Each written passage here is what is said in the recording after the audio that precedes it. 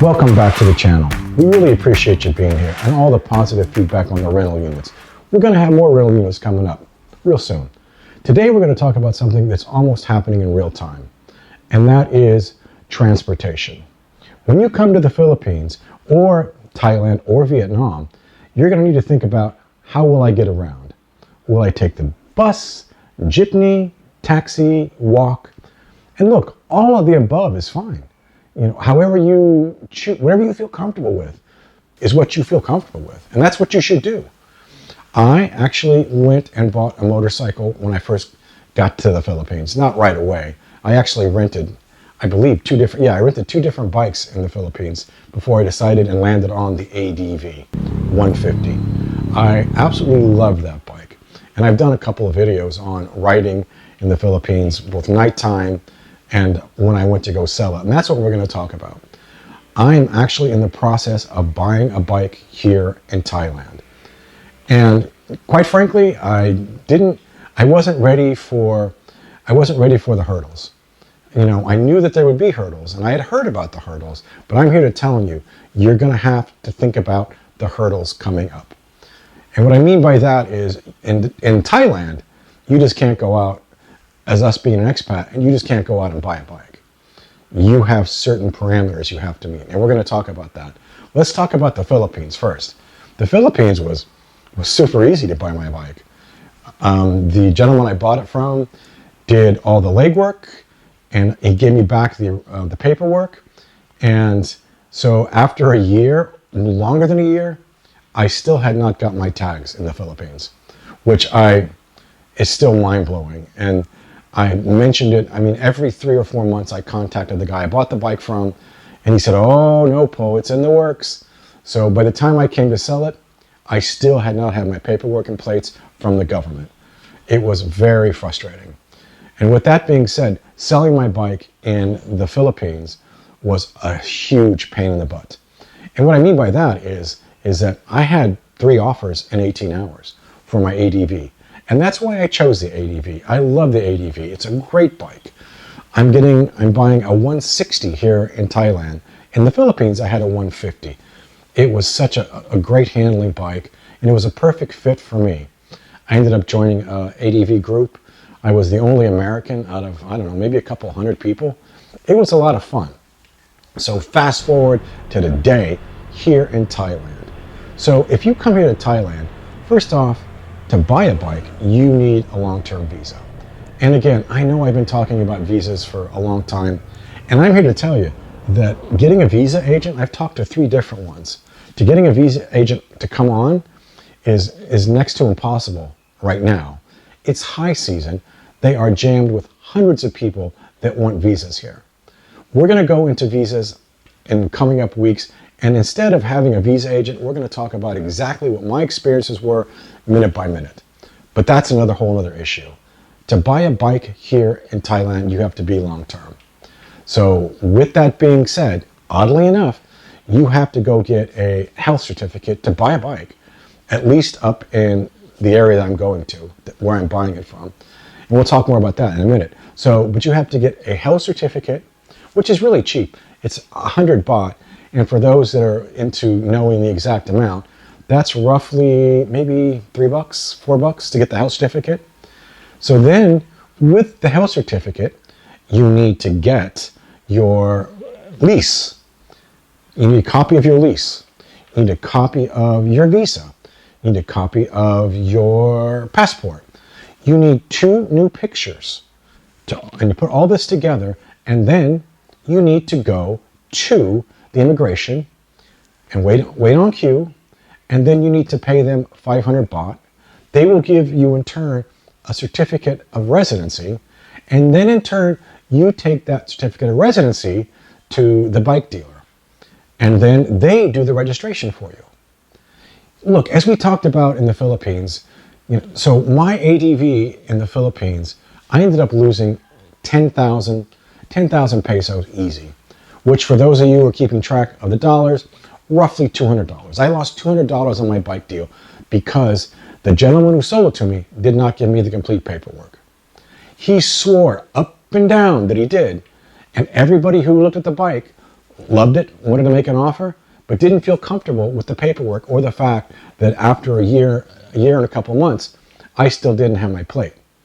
And I didn't know what to do. I contacted the original owner who I bought it from. I was the second owner. I contacted him and I said, dude, what's the deal? He goes, oh, no, Poe, you have the right paperwork. While everyone who looked at the bike, I want to say 7 people, said, no, you don't have the complete paperwork. I ended up taking a 10,000 peso less deal because this gentleman was going to have to do the legwork. And at the time, I was getting ready for my trip here to Thailand. And so,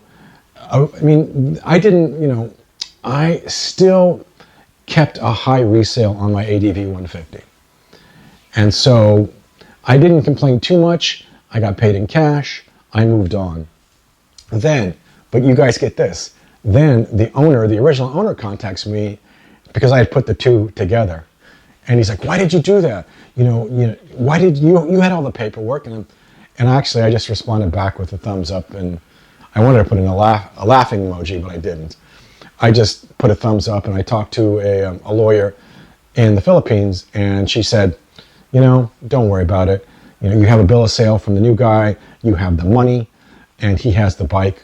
You're leaving the country. What are you going to do? So I went with her advice and just moved forward. Okay, so fast forward to Thailand. I had been renting a NMAX 150. I think it's 150. I don't think it's 155. Yamaha.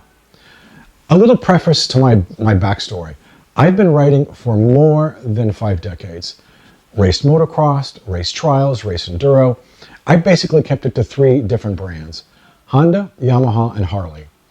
And that's all my life. I've had those 3 brands. So when I came here, it was a no-brainer to get the NMAX. And that's because I couldn't find an ADV. ADVs are just as popular here in Thailand as they are in the Philippines. To me, they seem actually more popular. They certainly are more expensive, to me it seems like. I am paying retail.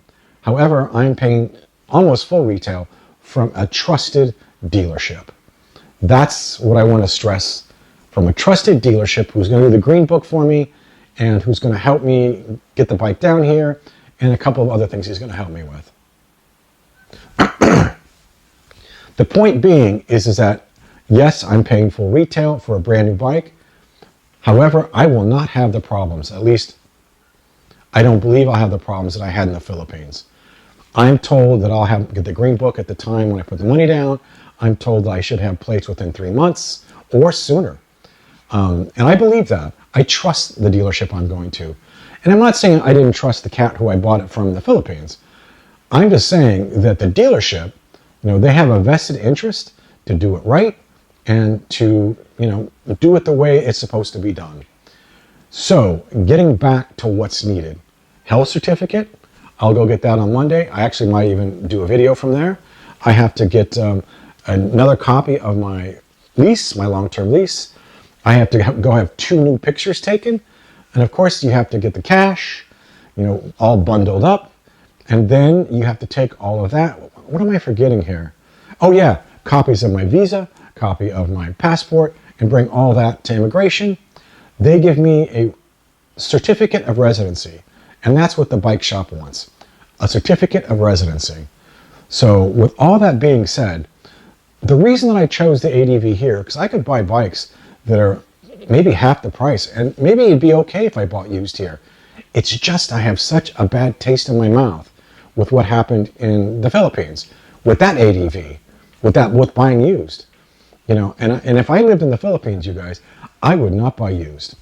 I said that in the video that I made. I think we're up to 3,000 views on that. I still stand by it. I stand by it here. I have saved up a couple more bots to, to make sure that I do it right here. I thought about it long and hard, and I just decided to pull the trigger on it. I want to be safe. I want to be happy. I want to ride around here and go further, maybe further south down to Vietnam on this bike. This bike is going to be long-term for me. I hope this information helps you. So remember, buying a bike here in Thailand requires steps. Buying a bike in Philippines didn't seem to require any steps. Selling a bike in the Philippines requires steps. I'm believing with the proper paperwork and green book, selling a bike here in Thailand will not be as difficult. So it's literally a trade-off between Thailand and Philippines. I look forward to doing one on the new ADV and more of the steps. I hope you enjoyed this. I hope it's helpful. Remember, think your transportation when you get here. This is Rich in Thailand.